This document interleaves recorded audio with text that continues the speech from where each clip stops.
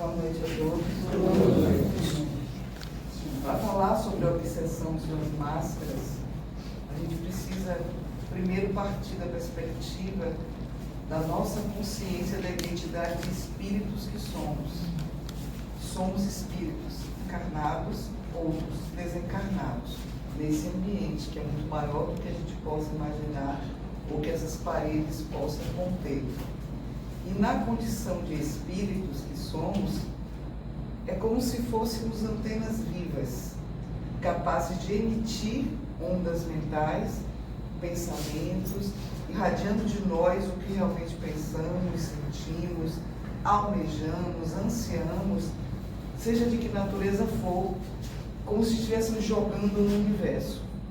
Ainda que externamente possamos aparentar virtudes, bom comportamento, civilidade, bom senso, discernimento, ainda que alguém possa olhar para nós e dizer que somos pessoas boas, generosas, civilizadas, etc., no fundo, quase todos nós na Terra, enquanto encarnados, e mesmo alguns desencarnados de natureza inferior, utilizamos máscaras, no sentido de não mostrar nossa cara, nossa identidade profunda.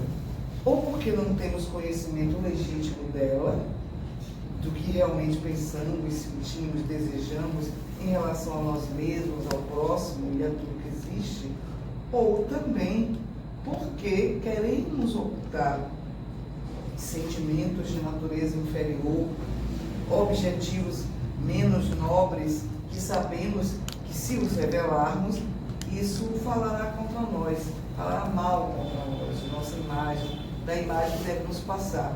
A gente aprende desde a eternidade a usar máscaras para não mostrar a nossa identidade verdadeira. É como se assumíssemos uma persona, uma personalidade, como se fosse uma atriz, um ator de novela, de cinema, de teatro, que apresenta determinada personagem que não é o seu eu verdadeiro. Isso naturalmente se complica quando não temos o hábito saudável da reflexão, da meditação, do processo de autoconhecimento, da velha proposta filosófica do quem sou eu, de onde vim, para onde vou, o que penso sobre mim mesma, sobre a vida, sobre os outros, que tipo de sentimento ou pensamento guardo em mim. E aí a gente acaba usando essas máscaras que se tornam muito mais poderosas, afiveladas à nossa face por causa de processos obsessivos. Na verdade, os nossos irmãos desencarnados, chamados obsessores, eles aproveitam dessa nossa condição de imaturidade psicológica, de falta de coragem moral de assumir quem sou, identificar nossas limitações, dificuldades e o devido esforço de renovação. Admitir que eu tenho preguiça, que eu sou maledicente, possessiva, dominadora, agressiva, invejosa, etc. Reconhecer que são circunstâncias emocionais perturbadoras, que não fazem bem ao próximo nem a mim, e ter a coragem de trabalhar cada um desses aspectos para superar a preguiça, a inveja, a agressividade, a possessividade, o egoísmo, etc. É mais fácil para nós colocar essa máscara na face, de disfarce, de ocultar quem eu sou. O Evangelho usa a imagem de uma capa. É como se fosse uma capa que eu escondo as deformidades do meu corpo. Ninguém sabe, porque só vê a capa. O problema dessas máscaras, elas ajudam a sobreviver socialmente, nas relações, ou mesmo na intimidade da família, mas muito mais nos grupos sociais, porque eu mostro a imagem que eu quero mostrar, como se fosse um marketing, uma propaganda. A imagem mais interessante para esse ambiente é esta, para aquele ambiente é aquela outra. E aí vou conseguindo atingir objetivos que me interessam, nenhum deles de natureza evolutiva, que denotam uma necessidade legítima de um crescimento psicológico, emocional superior. Eu tenho interesses menores, me dar bem nisso, naquilo, ganhar dinheiro, status, poder, dominar pessoas, conseguir coisas materiais, cargos. Para isso eu vou usando essas máscaras. Essas máscaras que a gente vai usando e aprende desde pequeno, que a gente chamaria no popular a falsidade, e e que Jesus tanto combateu a hipocrisia dos fariseus, porque eles se comportavam exatamente dessa maneira. Eles apresentavam uma imagem de virtudes, uma imagem virtuosa, inclusive se mostrando como modelos de comportamento virtuoso, oravam em praça pública, jejuavam, mostravam o rosto cansado de quem passou noite sem dormir, sem se alimentar.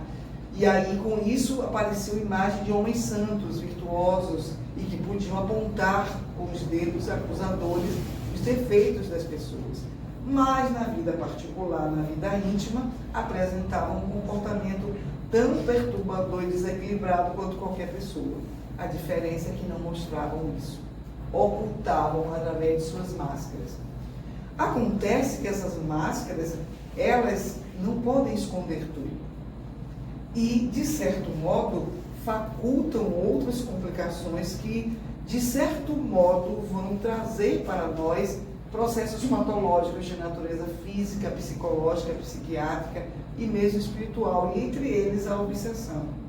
E a obsessão em particular, ela apresenta diversas faces. Porque como somos espíritos em constante intercâmbio, não importa se eu me declaro que eu sou pessoa que não acredito em Deus, não acredito em vida imortal, em espírito, não acredito em coisa nenhuma disso, não acredito que existe um mundo espiritual, mas isso não impede que eu seja um espírito em constante intercâmbio com o mundo espiritual e uns com os outros encarnados.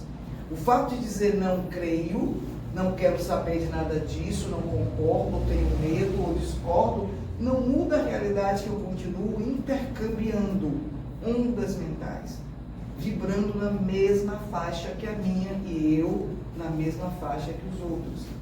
E é claro, se eu trago um comportamento mental, emocional, nas relações do dia a dia, vicioso, perturbador, doentio, depressivo, amargurado, revoltado, exaltado, ao contrário da serenidade, ao contrário do equilíbrio, é claro que eu irei sintonizar com essas mentes espirituais de igual teor, igualmente inquietos, angustiados, perturbados, ou perversos, infelizes, que sintonizam comigo e nos reforçamos mutuamente essa condição doentia, como se fosse uma prisão invisível, mas extremamente vigorosa.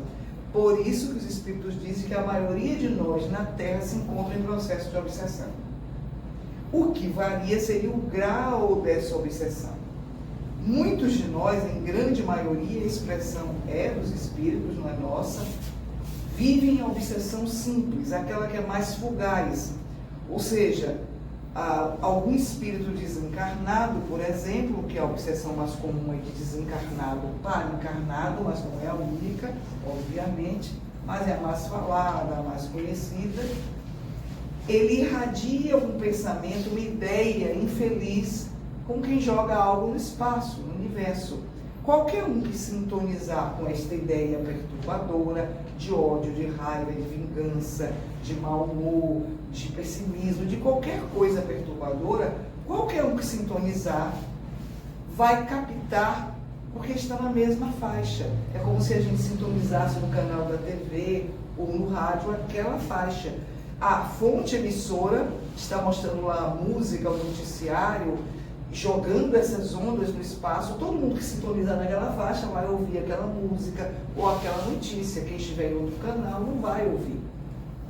Ora, se eu sou uma pessoa que vivo constantemente zangada, mal-humorada, revoltada, se eu não tenho esse contato com a minha realidade interior, se eu fico só usando essas máscaras perturbadoras que não me permitem conhecer a mim mesmo e ninguém me conhecer, é claro que eu sintonizarei com todas essas ondas mentais infelizes. E evidentemente que isso não vai terminar bem.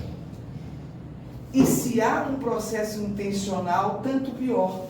Porque se já é grave, pensamentos, ondas mentais de natureza infeliz vibrando na atmosfera, na psicosfera, e todo mundo que sintoniza na mesma faixa se alimentando, por exemplo, quando a gente pensa na situação da guerra envolvendo a Ucrânia e a Rússia. Ora, nós estamos no Brasil, aparentemente distante da guerra, mas se eu sou uma pessoa agressiva, violenta, não preciso pegar em arma, não necessariamente estar com um revólver, uma faca, meu pensamento é agressivo, minha fala é agressiva, meu comportamento é agressivo, eu sintonizo na mesma faixa da guerra, como qualquer outro. Se eu sou uma pessoa que tem um mágoa, um melindre, eu fico ressentida, quero me vingar de todo mundo que de alguma forma representa uma ameaça para mim, uma forma de agressão, de desconforto, eu devolvo com agressividade no olhar, no gesto, no comportamento, no ato vingativo. É como se eu estivesse guerreando lá na Rússia, lá na Ucrânia.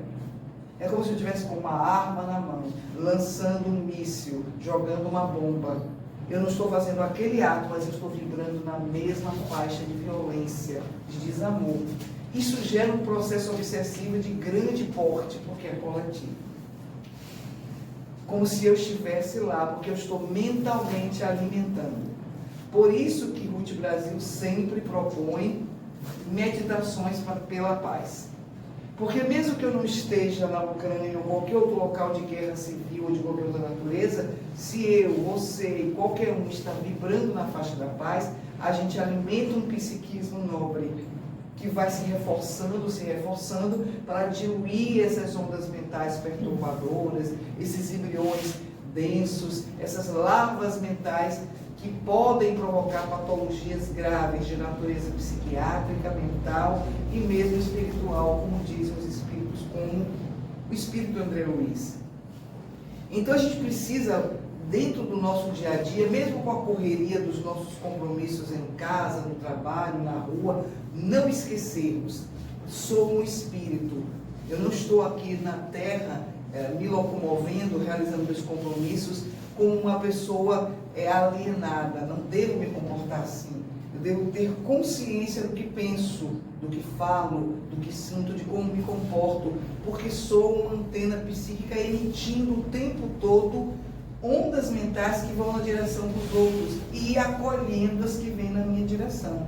As que eu não sintonizar não me alcançarão, mas aqueles que tiverem a mesma faixa que eu, acolherei. E se há um ato intencional, é mais grave porque alguém me quer mal, alguém me odeia, um desafeto do passado, ou mesmo no caso de encarnados da existência atual, que me odeia, que me quer mal, vibra intencionalmente de maneira perturbadora na minha direção, eu posso acolher a ideia se eu me permitir. Um ladrão só entra em nossa casa se a gente deixa a porta aberta, a janela aberta, deixa alguma coisa que facilita a invasão daquela pessoa, algum vacilo que a gente dá, alguma invigilância. O próprio Jesus dizia que nenhum terreiro, nenhum terreno, nenhum espaço deve ficar vazio. Ele sempre dizia, se há um espaço vazio, mal cuidado, como se fosse um terreno baldio, o que acontece? Ele usava a linguagem bíblica, né? Um demônio vem, ocupa o espaço, depois vai, chama o segundo, o terceiro, um quarto, e logo o espaço está todo ocupado. É assim a nossa casa mental.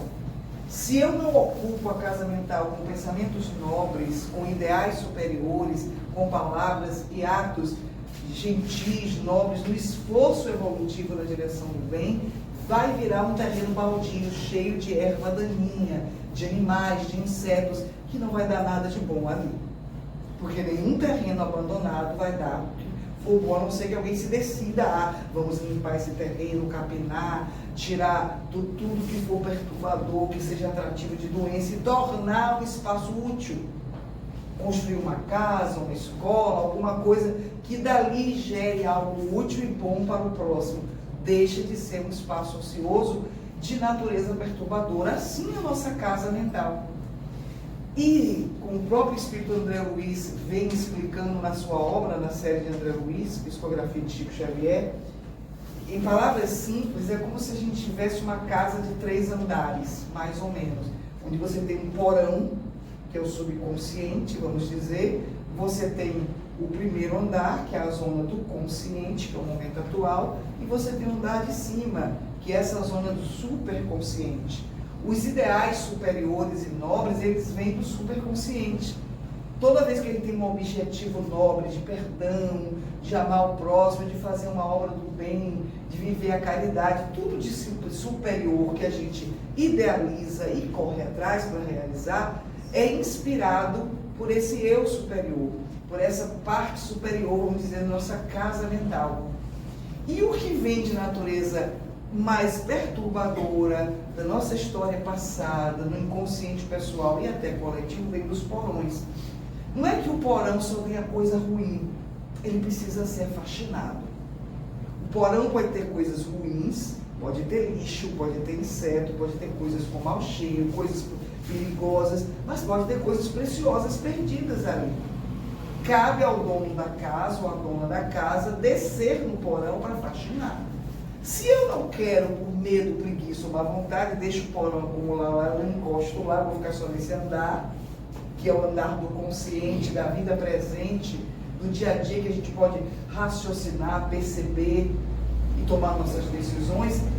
O que está nesse porão vai aflorar e vai subir. É como se estivesse tão sujo que os insetos começam a subir. Por mais que você acumule sujeira num ambiente, se você não toma coragem para limpar, ele vai ser um problema para a casa inteira. Até que alguém tome coragem, eu vou encarar esse porão aqui hoje, esse quartinho, vou projetar uma luz aqui, abrir janela, iluminar, e aí vou ver o que tem nele, de bom e de perturbador. Então, obviamente, que muitas de nossas existências passadas, de outras reencarnações, muitas delas de insucesso, marcadas por raiva, ódio, vinganças, escolhas infelizes e equivocadas, ficam como se fossem guardadas nesse grande porão desse nosso inconsciente, mas não estão separadas totalmente, como se eu passasse uma chave e não quero saber de nada. Todo esse material aflora, e aflora mais ainda quando estamos sob indução obsessiva. Se algum desencarnado, porque é desafeto pessoal, ou às vezes não é nem desafeto pessoal, pode ser, por exemplo, porque eu tenho algum hábito vicioso, mesmo dito social, e que esse desencarnado também tem. A gente só pensa em obsessão em inimigos do passado, porque eu assassinei alguém em encarnação passada, destruí as relações afetivas, roubei seus bens. É claro que isso gera ódio, isso gera vingança, e aquele que foi lesado, se não tiver capacidade de me perdoar, vem atrás de mim para se vingar. Mas não é só isso que move obsessões. Alguém que eu prejudiquei há 1000 anos atrás, 500 anos atrás, e vem se vingar de mim. Ele é o credor e eu sou a devedora. Isso é uma das grandes causas de obsessão. Nosso passado infeliz, provocando muita infelicidade na vida dos outros. Mas não é só essa a causa das obsessões. Existem várias causas, e muitas ligadas à existência atual.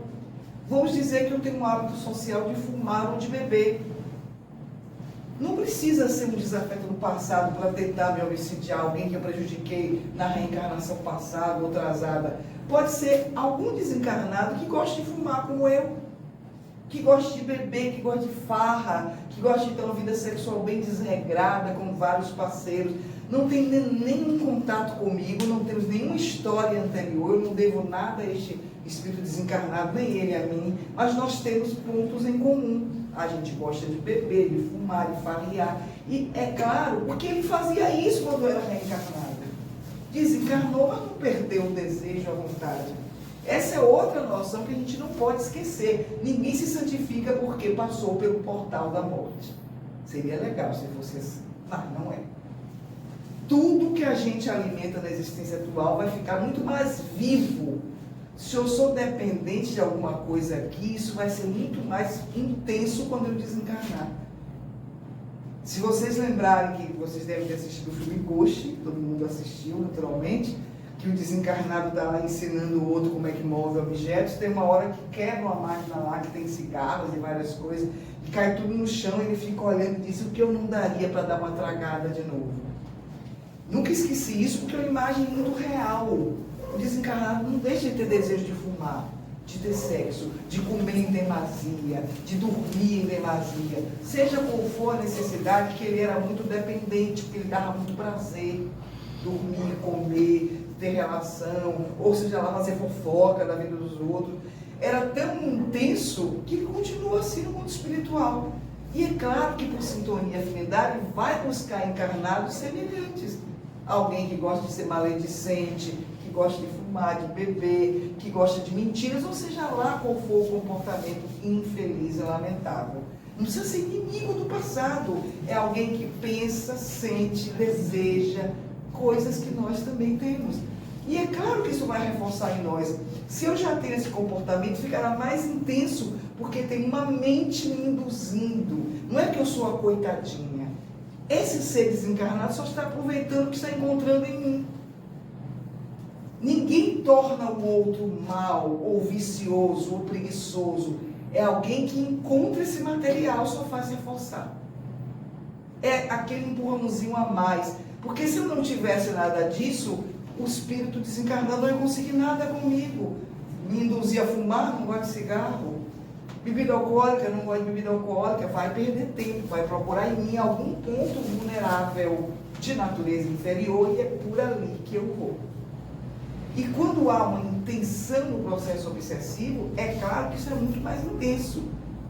Se alguém já viu um gato caçando uma barata, uma lagartixa, alguma coisa assim, e esse inseto entra na fresta, eu já vi a cena, é interessante. A barata entrou na fresta da parede assim, e o gato pacientemente se acomodou ali.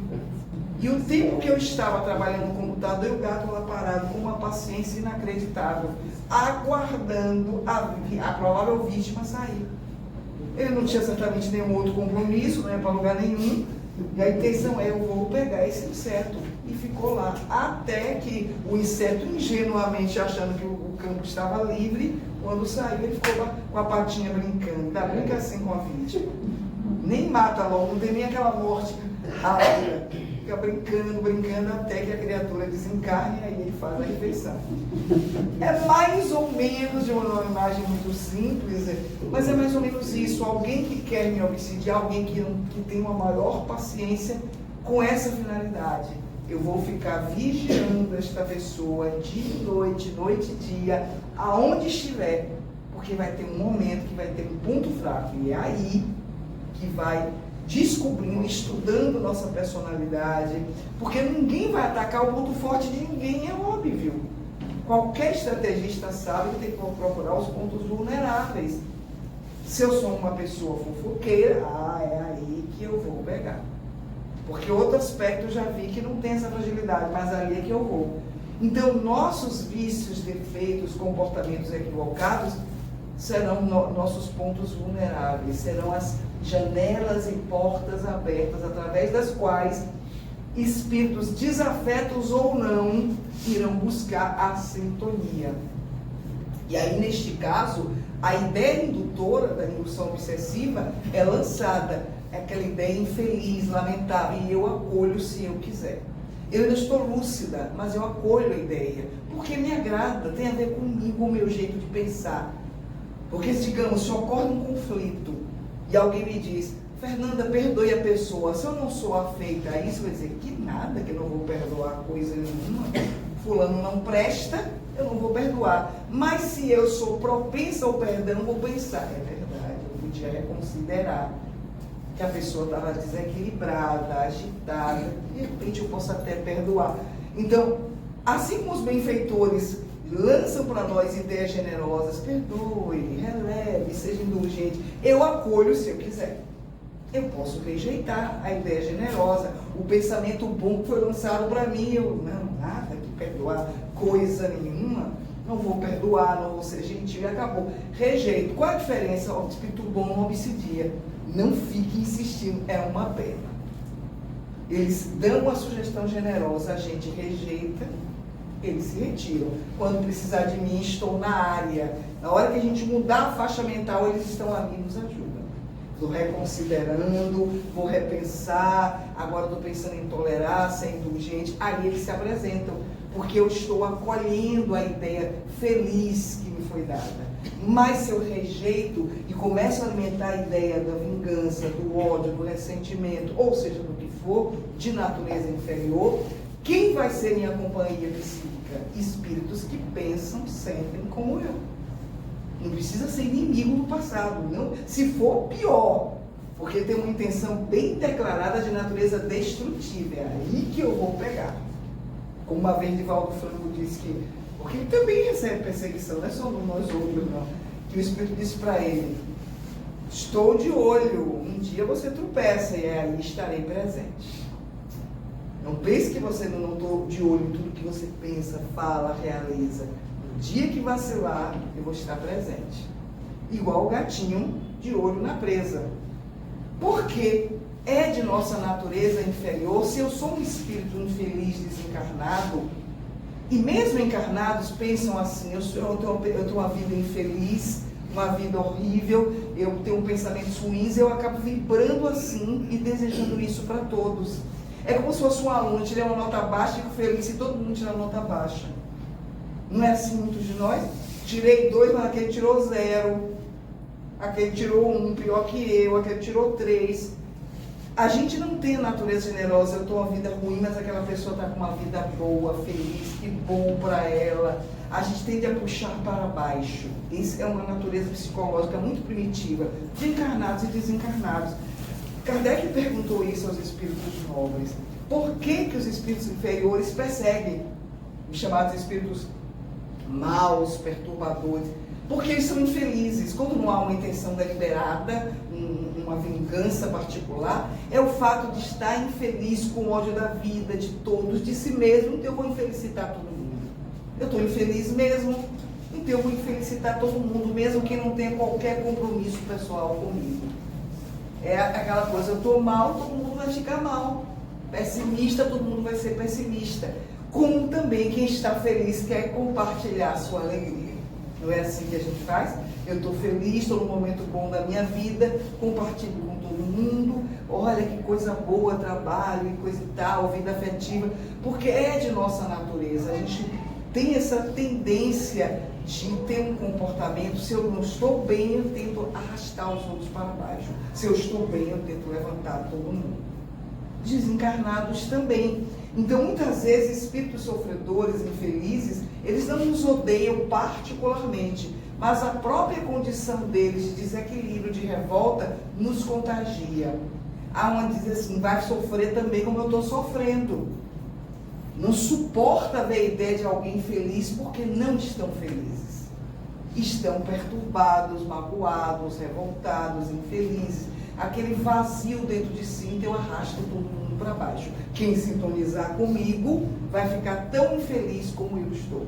Não precisa ser uma vingança pessoal. Por isso que facilmente entramos em processo obsessivo de natureza simples. Aquele processo rápido, fugaz, é que a gente rapidamente se torna teleguiado por um desencarnado, mas se a gente orar, se a gente mudar a faixa mental, a gente desconecta e desfaz naquele momento o processo obsessivo. Porque é rápido, é simples, não fixou raízes.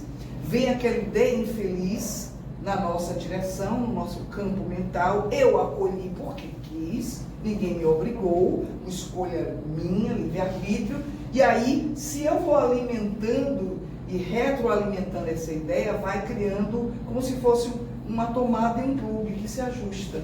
Aí há uma conexão, porque eu permiti. É aí que o processo obsessivo começa a ganhar complexidade. Porque se eu recebo uma ideia infeliz, mas eu tiro da mente, eu estou cortando a conexão perturbadora, lamentável, doentia. A ideia vem: vou fazer isso de ruim, vou me vingar de fulano, mas não vou fazer isso, porque eu sou uma pessoa que quero me tornar cristão, eu sou espírita, tenho que exercitar a paciência, eu vou cortando a indução obsessiva. Mas se eu alimentar, é verdade, fulano não presta, fez isso comigo, com alguém que eu gosto, aprontou comigo, aí a gente está alimentando a indução do outro. A gente vai facilitando com que esses plugs se conectem em nossas mentes, em nossa casa mental. E aí vai criando um circuito energético doentio, extremamente patológico. Não tem coisa pior.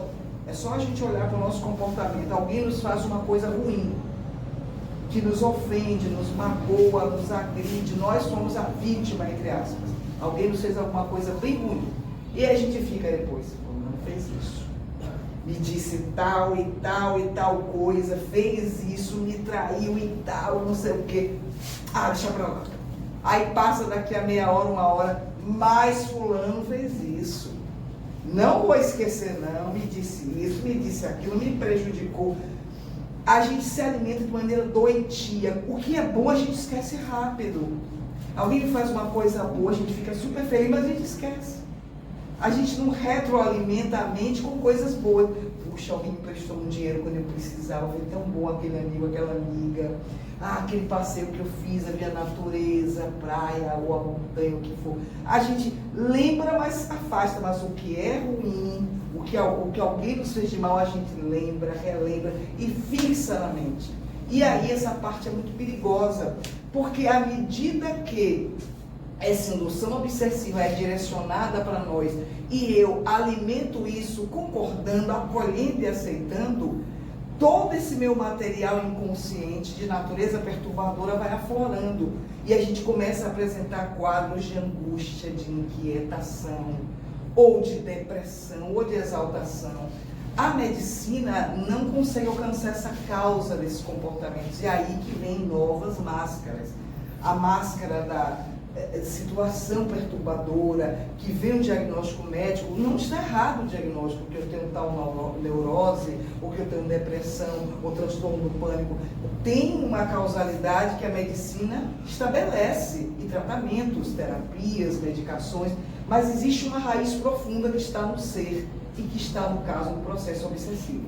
E nenhum psiquiatra vai resolver isso.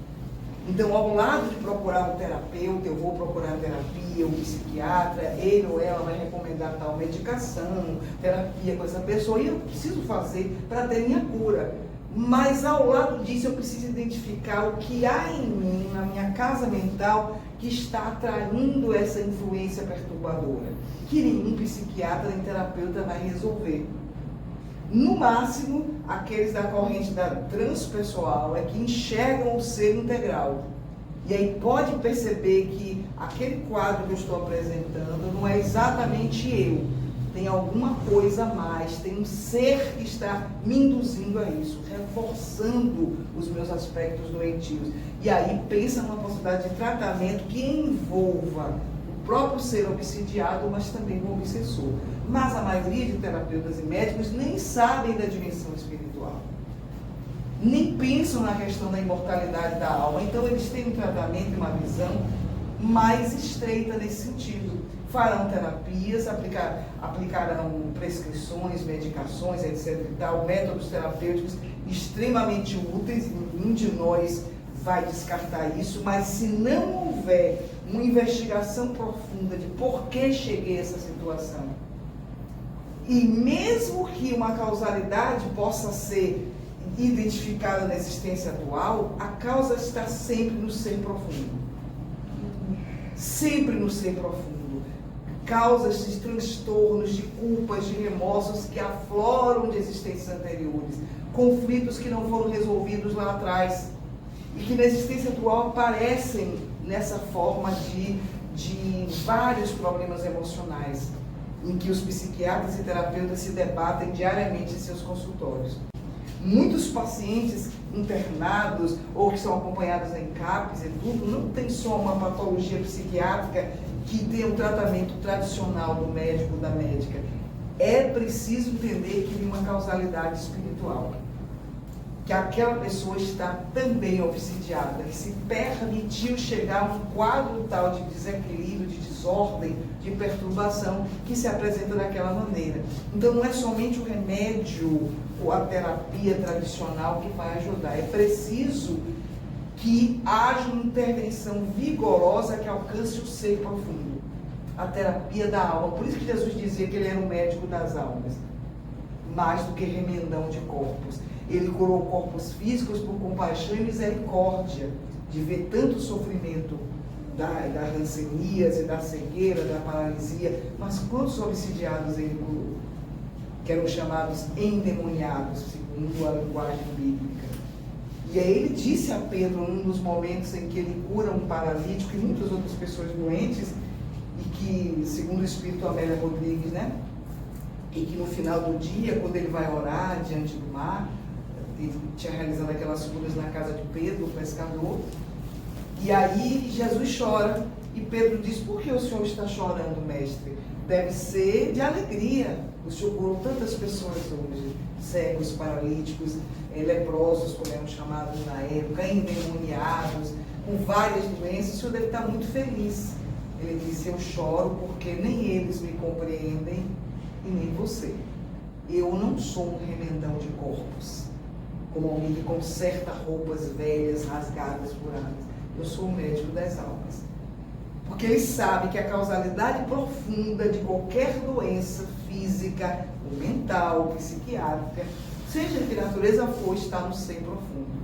Eu posso ter câncer, diabetes, HIV, Covid, o que for. Posso ter depressão, transtorno do pânico, N patologias mentais, neuroses, psicose e tudo, que posso ser tratada e acompanhada pelos especialistas que eu seja capaz de pagar, ou pelo SUS, mas precisa que o espírito, o eu profundo, seja tratado.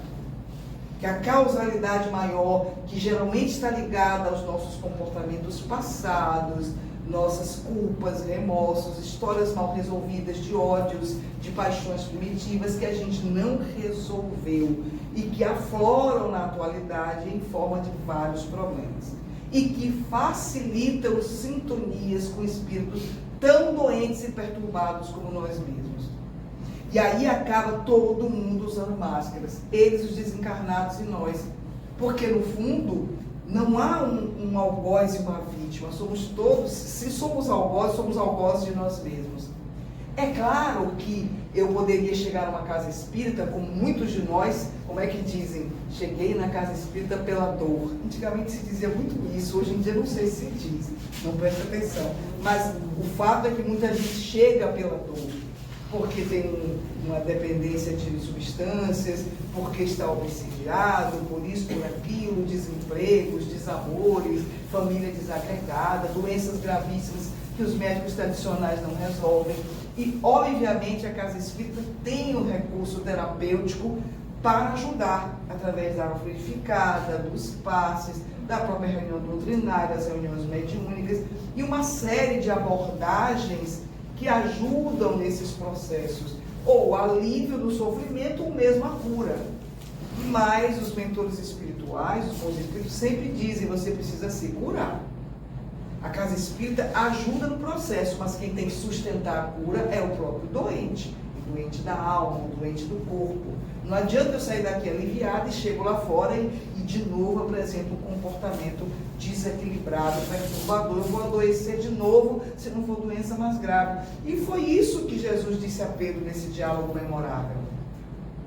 Natanael, que era um paralítico que foi curado naquele dia, que desceram a cama dele, destelharam o telhado lá do pescador, né? Desceram com corda amarrada à maca, a cama dele, e aí Jesus disse: levanta-te, anda. Um diálogo memorável, culminou ele curando a paralisia. Mas Natanael havia prometido que, se ficasse bom, teria uma vida de caridade. Ele não disse a Jesus, mas Jesus sabia. Então, quando Jesus está dialogando com Pedro e chorando, lamentando o comportamento humano de sempre, desequilibrado, perturbador, ele diz: Natanael, há muito tempo se comprometeu que, se ele ficasse bom, voltasse a andar, ele ajudaria os pobres, os infelizes, os sofredores. Mas ele está agora, nesse momento, Jesus tem a missão psíquica, né? Com mulheres equivocadas, infelizes. Cadê a promessa que ele mesmo fez para a própria consciência dele? Não falou para Jesus: me cure que eu vou fazer caridade. Ele havia prometido por conta dele mesmo, que se Jesus o curasse, antes de estar na presença de Jesus, ele usaria a sua condição de saúde para o bem. Ele usou, foi para a farra. Aí Jesus diz: nem ele entendeu, nem você, nem ninguém. Eu não sou remendão de corpos. Eu sou médico das almas. Ele veio curar as feridas internas da alma. O que é a doença da alma? É ódio, é egoísmo, é inveja, é malquerença. São todas essas paixões que nos aprisionam a condição de inferioridade. É isso que nos adoece. Porque mesmo que eu tenha uma doença física externa e que venha desencarnar, Mas se eu espírito sou saudável, Chico Xavier tinha doenças físicas, mas não era um espírito doente. Ele tinha um corpo frágil, que tinha diversas doenças, mas era um espírito vigorosamente saudável. E nem angina, nem coisa nenhuma que ele tinha o impediu de fazer o bem. Então não é a doença física o mais importante, o mais importante é a alma saudável. Porque não adianta você ter um corpo saudável, aparentemente, uma alma que está doente. Porque é feita de mágoa, de melindre, de ódio, que alimenta no dia a dia. Porque essa alma doente vai adoecer o corpo, é questão de tempo. Aquele corpo saudável, maravilhoso, vai ser bombardeado pelas emissões mentais de raiva, de ódio, de mau humor, de rebeldia, de revolta, de todos os pensamentos viciosos, palavras viciosas, comportamentos infelizes, que isso gera energias perniciosas, que perturbam o perispírito, que é o nosso corpo espiritual, e perturbam o corpo físico. Por isso que a proposta de Jesus, essa proposta aqui do Espiritismo, do autodescobrimento, é muito antiga. É proposta dos antigos, do conhece-te a ti mesmo, que os próprios gregos diziam de mens sana in corpore sano. Se a mente é saudável, sadia, o corpo será. Ah, mas eu tenho um corpo cheio de dificuldades, doenças, eu tenho uma mente saudável. O seu corpo está doente agora porque nem sempre sua mente foi saudável. Ela pode até ser saudável na existência atual e olhe lá, mas será que foi sempre assim? Porque se eu hoje tenho uma vida com sofrimentos, dificuldades, um corpo frágil, vulnerável, com tal e qual doença, eu, espírito, semeei isso, ou na existência atual, ou na existência passada, retrasada, e criei uma condição de causa e efeito que agora estou recebendo isso. Porque, como diz o ditado popular, quem semeia vento colhe tempestade. Então, eu reclamar de hoje pela minha vida familiar, ou condição social, ou condição física doentia, ou o que for, é não entender a lógica que o Espiritismo nos traz. O que eu vivo hoje é resultado do que plantei no presente, ou no passado, ou em ambos. Estou colhendo. Se eu quero um futuro melhor, preciso semear melhor agora. Melhorar meus pensamentos, desenvolver objetivos nobres na vida, identificar emoções perturbadoras e transformar em sentimento superior no dia a dia de nossas vidas. É um projeto evolutivo, não é algo de estalar de dedos. Ninguém se torna pai Francisco de Assis da noite para o dia, é um trabalho dos séculos e dos milênios, a gente está reencarnado para isso. Está na hora de tirar essas máscaras. E a obsessão, ela faculta a utilização dessas máscaras. Muitas vezes a gente pode, até na compreensão espírita, nos ônibus, na rua, no local de trabalho, mesmo na casa religiosa, encontrar pessoas com um comportamento bem lamentável. Aquela pessoa eu acho egoísta, aquela dali é mal-humorada, aquela outra é fofoqueira, é intriguenta, aquela dali é preguiçosa, aquela explora. Eu posso ter um olho clínico de ver defeito em todo mundo, menos em mim, obviamente. Mas na hora que eu vejo defeito nos outros, o que eu não estou vendo é a intimidade da pessoa. Por que aquela pessoa é avarenta? Por que ela é maledicente? Por que ela se tornou sombria, triste, amargurada? Eu não estou na vida dela para entender os fatores que levaram aquilo, inclusive a obsessão. Aquela pessoa pode ter aquele comportamento agressivo, violento, taciturno, porque alguém está gravemente doente, ou do corpo, ou a alma está doente. E quem somos nós para julgar e condenar o outro? Se a proposta de Jesus e a proposta do Espiritismo é a compaixão. É se compadecer do outro que está mal. Não importa se tem dinheiro ou deixa de ter, se mora numa casa bonita, chique, ou mora na rua. Não importa se tem maior condição intelectual ou menor. É alguém que está sofrendo. Ah, mas essa pessoa é autoritária, é déspota, é cruel. Ninguém chega nesse quadro à toa. Não é só sua própria natureza. Muitas vezes já há um processo obsessivo instalado.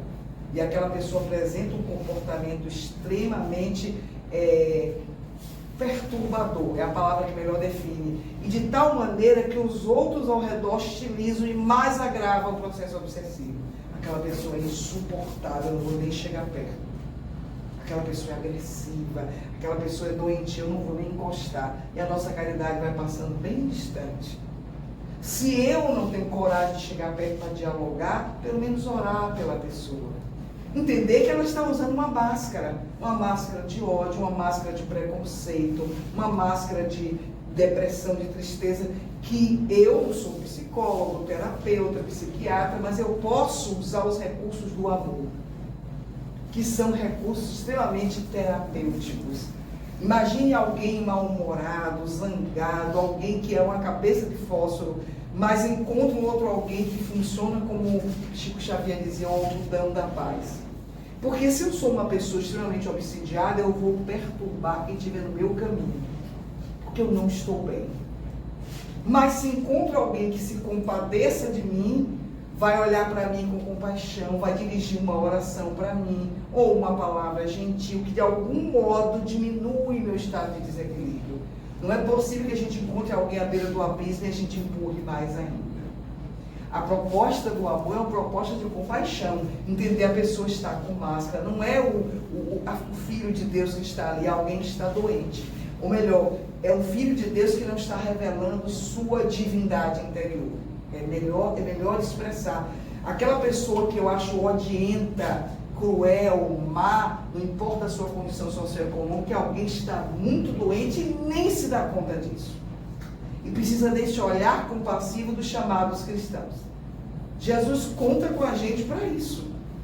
A gente vive um momento de transição planetária extremamente longo, mas bote longo nisso, está bem longe de terminar, ninguém se iluda nisso, apesar que eu não vou estabelecer tempo, entendeu? Não tem como fazê-lo, mas é só olhar as circunstâncias, o estado de sofrimento, de perturbação, de violência coletiva e individual, para entender que aqui ainda não é um paraíso. Não precisa raciocinar muito, mas precisa do contributo de quem se propõe a construção do céu na terra, vamos dizer assim. Alguém que não se importe com o ambiente hostil, com a adversidade, com a agressividade do outro, a incompreensão, a zombaria, a malquerença, e compreende. Nenhum de nós jamais vai ler uma página espírita que dê razão a meu melindre, mas não vai mesmo. Eu posso estar melindrada com o marido, com mulher, com o filho, com o colega de trabalho, com o patrão, com o empregado, porque a pessoa, eu acho que não presta, mas quando eu abrir a página espírita vai dizer, tolere, tenha misericórdia, perdoe mais uma vez e não é possível. Mas essa é a única proposta. Não há jeito de neutralizar o mal senão com o bem. Aquela máscara de ódio, de violência, de malquerência vai cair, não só com o contributo da pessoa, mas de quem está ao redor. Dr. Bezerra de Menezes, ele tem uma bela oração que ele diz assim, todo mundo ora pelos sofredores, pelos obsidiados, pelos atormentados, pelas vítimas da miséria, da fome, do crime, da violência, de todo o jaez. Mas quem ora pelos obsessores, pelos criminosos, pelos violentos, por aqueles que fomentam o mal, quem lembra de orar? Quão poucos se lembram. Mas Jesus ensinou isso. Não é invenção de Dr. Bezerra de Menezes. A invenção de Jesus. Foi ele que inventou isso. Amar os inimigos. Se alguém quer reclamar, reclame com ele. Foi ele que disse que o amor tem que ser estendido até os inimigos. Orar por quem ele odeia, por quem ele persegue, por quem ele calunia. Porque fazer menos que isso qualquer um faz. Jesus provocava. Porque ele dizia, vocês fazendo isso, qualquer um pode fazer. Amar quem te ama, presentear quem lhe presenteia, perdoar quem lhe perdoa, isso é café pequeno, porque eu só estou devolvendo a gentileza. Me emprestou, eu te empresto. Me perdoou, eu te perdoo. Foi educado comigo, educado, eu também sou. O desafio é ir além. Emprestar quem não lhe empresta, perdoar quem não lhe perdoa. Ser tolerante com quem é intolerante, porque é esse o testemunho do verdadeiro cristão, do legítimo espírita. Fazer para o outro aquilo que o outro deveria fazer, mas não faz ao contrário. É aí que é o testemunho. É você passar o bem para consolidar o mal, porque aquela pessoa precisa do bem. Aquela pessoa não está bem nem sabe disso. Aquela pessoa está destilando fel, crime, violência, loucura, perversidade. A pessoa está gravemente doente. Nem o que pareça saudável, só é aparência. Sem falar no fato de que, às vezes, alguém que é tão hostil e agressivo com o próximo tem uma vida horrorosa. Pode ter uma vida socioeconômica confortável, maravilhosa, mas às vezes um casamento infeliz, não se sente amado por ninguém, muitos problemas, doenças, e por isso destila esse fel na direção de todo mundo. Até encontrar uma mulher ou homem de bem que devolva com gentileza, que devolva com um sorriso, com uma prece. Porque é esse amor que neutraliza toda essa condição de obsessão gravemente, porque é uma epidemia. A gente está preocupado com o Covid, e é para preocupar, com a guerra, mas tem coisa muito pior, que é o desamor, é o ódio, a violência, porque é isso que está levando a esse quadro de pessoas destruírem famílias, de pessoas serem obrigadas a saírem da sua terra para buscar abrigo em outro lugar, de jogar bomba em lugar onde tem criança. Não é apenas um interesse político, econômico, militar ou de outra natureza. É o velho egoísmo da alma humana. Eu só penso no meu interesse. Não me importo se eu vou ser um trator passando por cima dos outros. A proposta de Jesus, que é a proposta espírita, porque o espiritismo é um cristianismo redivivo, é justamente do amor, para neutralizar o ódio de milhões, inclusive os processos obsessivos. Para neutralizar os vícios, as dependências, as paixões inferiores. Só o amor tem esse recurso, que pode vir pela terapia, pela oração, pelo passe. E, obviamente, quando se pensa em máscaras e em obsessão, é preciso pensar na obsessão simples, antes que ela vire uma fascinação ou uma subjugação, que são graus muito mais comprometedores e difíceis de reverter.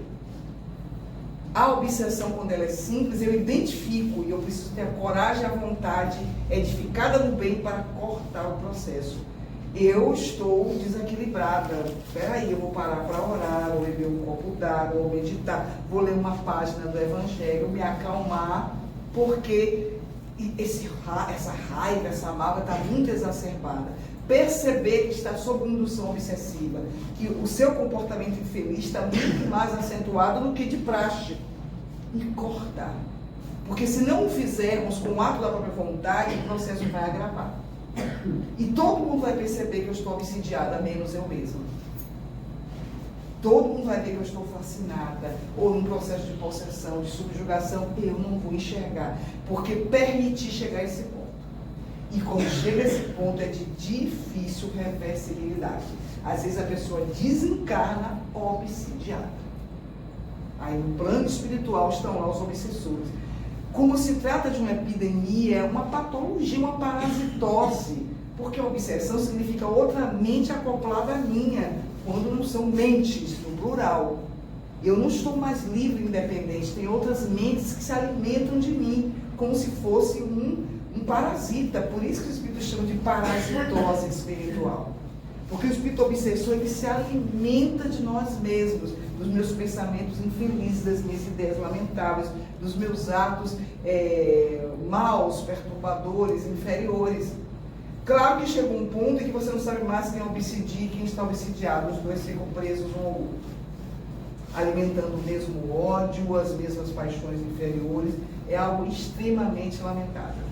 E é epidêmico no planeta. E não é de hoje que o Dr. Bezerra de Menezes, Manuel Flamengo de Miranda, André Luiz, Emmanuel e outros mentores estão avisando que a obsessão, ela está espalhada no planeta inteiro, envolvendo desencarnados e encarnados.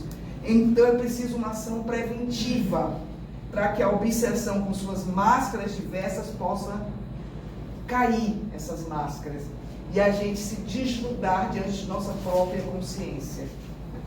Ou seja, identificar que a minha tristeza, meu mau humor, minha raiva, minha revolta, ou seja o que for de perturbador, eu preciso de acompanhamento médico, psicológico, etc e tal, vou procurar, mas eu preciso pensar, é só isso? Ou alguma causalidade mais profunda? O que há em mim que me levou a essa condição? E é um trabalho pessoal, nenhum terapeuta fará por nós, nenhum psiquiatra vai fazer, nenhum antidepressivo vai resolver. Tudo está em nós, e como Deus está em nós também, o processo de autocura também. Se a gente identificar que se encontra nesse processo dessas máscaras que disfarçam a nossa realidade e, na verdade, já mostram facetas, das várias facetas da obsessão, identificar: eu não estou bem. Eu vou me cuidar, mas me cuidar também enquanto espírito que sou. Além de procurar o tratamento médico tradicional, vou curar a mim mesmo, buscando esse médico das almas que é Jesus. Buscando identificar o que há em mim de pensamentos, de sentimentos que são de natureza inferior, que funcionam como um chamariz. O egoísmo feroz, a preguiça, o orgulho, o ego muito inflado. O que eu tenho em minha natureza que eu preciso trabalhar e ninguém vai resolver por mim? Não tem remédio que torne alguém menos egoísta ou menos orgulhoso. Não existe remédio. Se existisse, era uma beleza, como para a farmácia. Remédio para combater o egoísmo. Não tem. É um ato de escolha de vontade pessoal. Eu reconheço que sou egoísta, orgulhosa, ou isso ou aquilo. Tudo bem, não vou me martirizar, mas eu não quero continuar agindo dessa maneira. Isso não me faz bem e nem faz bem com o próximo, com quem eu convivo na família, no trabalho, em qualquer ambiente. Então, é uma atitude de inteligência, no sentido de inteligência emocional, de decisão. Eu vou me curar. Porque para que o médico das almas nos cure, eu preciso ser uma paciente que colabore. Aliás, Jesus ensinou isso. Que queres que eu te faça? Não era óbvio ver a pessoa cega, ou com hanseníase, ou paralítico, ou obsidiado? Era muito óbvio. E por que ele perguntava? O óbvio: deixa eu curar rapidinho aqui a hanseníase, ele ganhava o tempo dele. Fazia uma cura assim, pronto, acabou, tchau, vou embora. Mas por que ele dizia: o que queres que eu te faça? Quero ser limpo, quero voltar a ver, quero que liberte meu filho desse espírito que joga meu filho ora no fogo, ora na água. Os seus discípulos não puderam fazer isso. Então, o querer é o primeiro movimento de libertação. Eu quero curar o ser profundo que sou. Não quero só a cura física. Eu quero a cura do ser profundo, mas eu tenho que querer. Jesus não pode querer por mim. Se fosse assim, todos nós seríamos saudáveis do ponto de vista psicológico, moral e espiritual.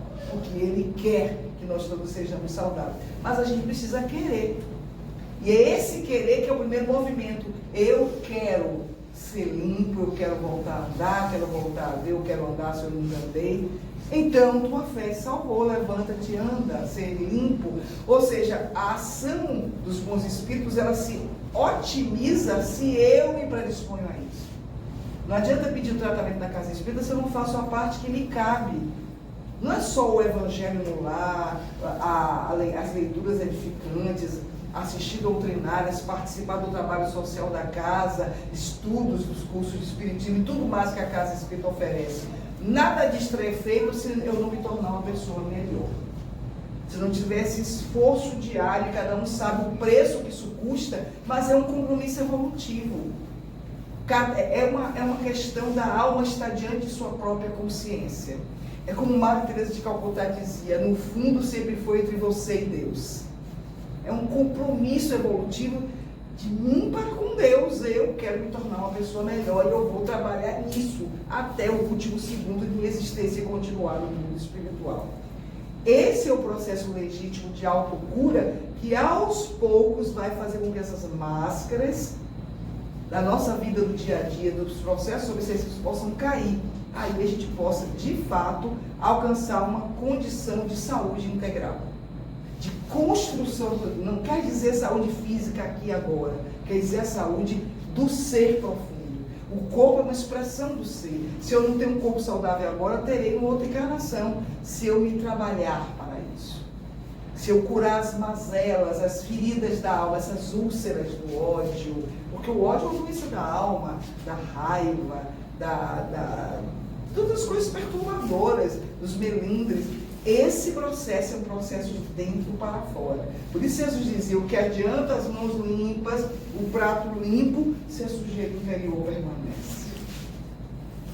Então, ao lado da terapêutica externa de cura do ser que somos, é preciso o compromisso do autocrescimento, da autoiluminação, dessa busca da verdade interior. E ninguém encontra a verdade interior se continua usando máscaras. Porque somente, como Jesus dizia, conhece-te a verdade te libertará. A verdade de nós mesmos, a verdade que vai nos levar na direção à autoiluminação. Muita paz.